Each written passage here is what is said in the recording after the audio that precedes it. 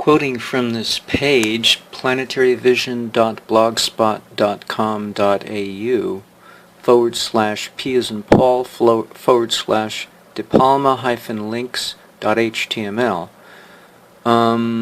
Let's see, a little history here. DePalma conceived of the end machine in 1973. In fact, he reinvented a generator first discovered in 1831 by Michael Faraday. It is the one-piece Faraday disc generator. Faraday discovered the two methods of induction.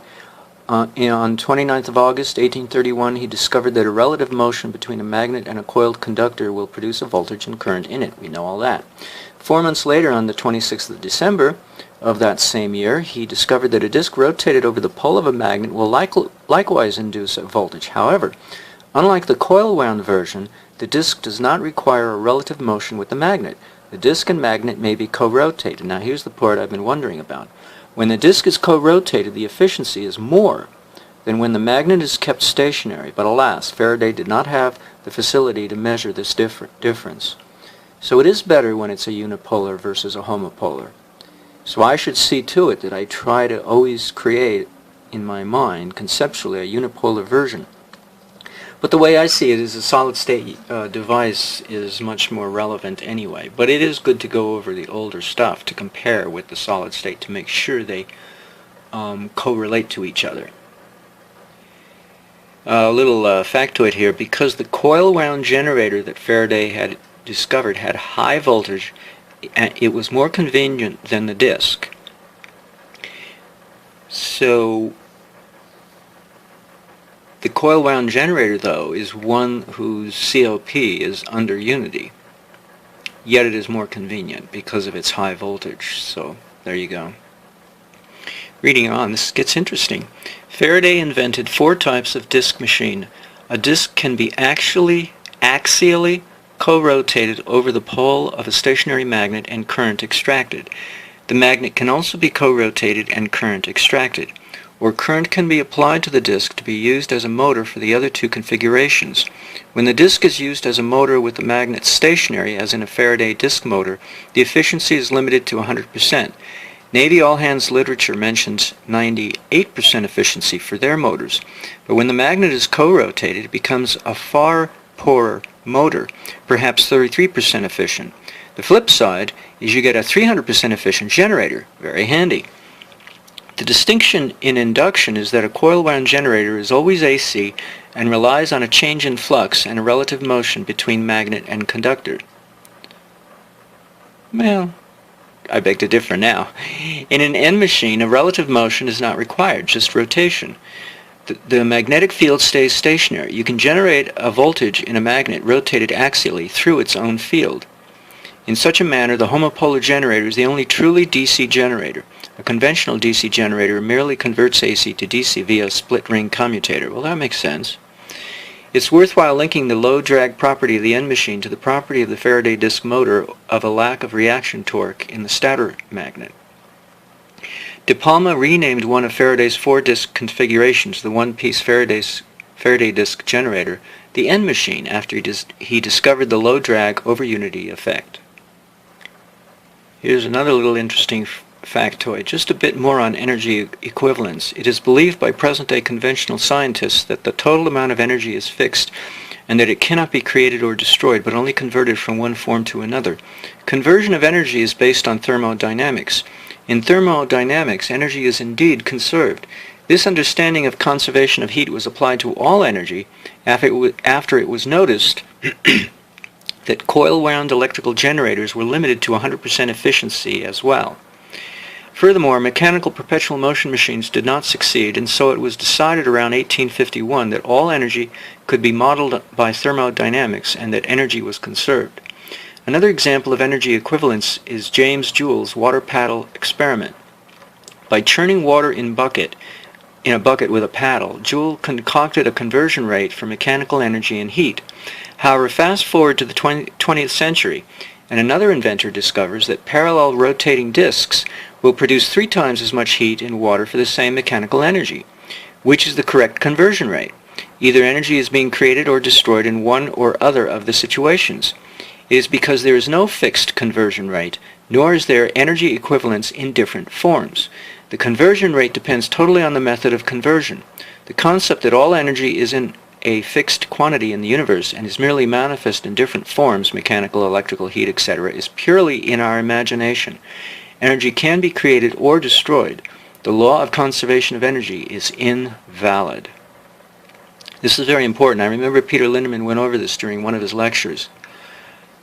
And this is a very important point. In fact, this idea of 3 parallel rotating disks,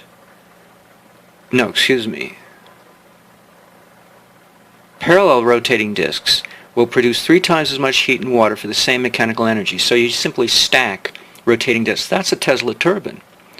And we know how efficient a Tesla turbine is in terms of mechanical output. It's unbelievable. Even Wikipedia cites what it is. But then they say, well, but you got to hook it up to something else, and so you really don't gain anything. But I don't know about that. Who said you got to hook it up to anything? You're simply spinning a axle with compressed air or fluid or whatever, or yeah, either one, compressed air or fluid. And a Tesla turbine of parallel rotating disks is very efficient.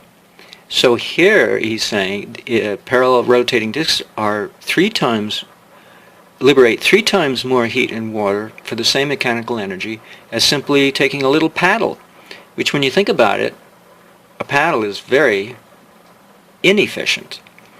So the design of the paddle makes a difference. And yet that conversion rate that thermodynamic conversion rate is used as the basis for comparing everything else. Boy, what a waste of time. So it isn't that mathematical modeling it's not that it's wrong to use mathematical models. It's wrong to make assumptions about our mathematical models. When I came upon H.E. Huntley's admission in his text, The Divine Proportion, from, I guess it was 1970, of reflecting beams of light through sandwich panes of glass creates the Fibonacci series from which the golden ratio is produced. It didn't take me more than a split microsecond to figure out, hey, how come you don't use 1 pane of glass or 3 panes of glass? Why are you stuck with 2? And I've discovered from that the entire infinite range of the golden ratio. But that model, though, despite the fact that H.E. Huntley limited himself to just 2 panes of glass, that model is ideal for modeling the tally method, as I call it, for the Fibonacci series. Namely, this plus this equals the next one in the series. Because there are other models, such as Fibonacci's breeding rabbits, which is a horrible waste of time. The way it's constructed, in terms of the math, the arrangement of the terms, it's horrible. You can't expand on it. Now, the genealogy of the male honeybee is a little better, but you have to get pretty weird in coming up with alternative genders besides just male and female to expand beyond the golden ratio, the quadratic polynomial that represents the golden ratio, to higher order polynomials of higher order golden ratios and Fibonacci-like series, having all the properties of the Fibonacci series only expanded and made a little more complicated because of that expansion. And for that matter, the expansion of the Euclidean algorithm, which people have expanded in a slightly different way. But they have expanded it. Granted, I didn't know that at the time when I studied this 20 years ago. But then maybe it wasn't known you could expand the Euclidean algorithm 20 years ago. I came up with a way, and it's based on the expansion of the golden ratio. The point is, when you mathematically model something, it's not always the best model. Just because you used math or whatever, you modeled it, doesn't mean it's the best model. It's just one model. And so James Joule water paddle experiment is one model of thermodynamic conversion.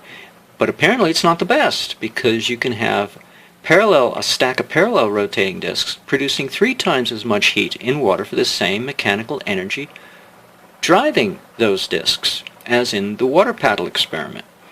This is very important. So we're talking about efficiency of modeling. We're not even discussing efficiency of devices. But we're using one device, a water paddle, to explain all the other phenomena in the universe. You know, come on. Duh. I mean, come on. That's like saying, oh, I'm going to judge black people because I'm white, and I'm going to judge them based on me being white. Oh, good luck. That won't fly in today's world. Yet we're still doing this in physics. We have... racism isn't the best way to put it. How would you put that?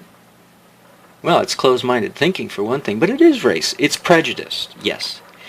In very generic terms, it's prejudicial thinking in the world of physics. And you could call it racist by putting a face on it if you prefer, to put some emotion behind it. But yeah, it's pretty closely similar.